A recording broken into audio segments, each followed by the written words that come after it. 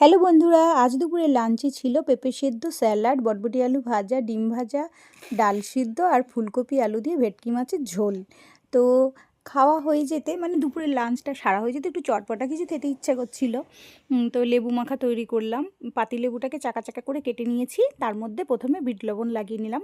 তো এবার এটা দিচ্ছি হচ্ছে চাট মশলা। চাট মশলাটা আমার খুব ভালো লাগে, হালকা টকটক স্বাদ আনে আর স্মেলটাও খুব সুন্দর একটা ফ্লেভার নিয়ে আসে।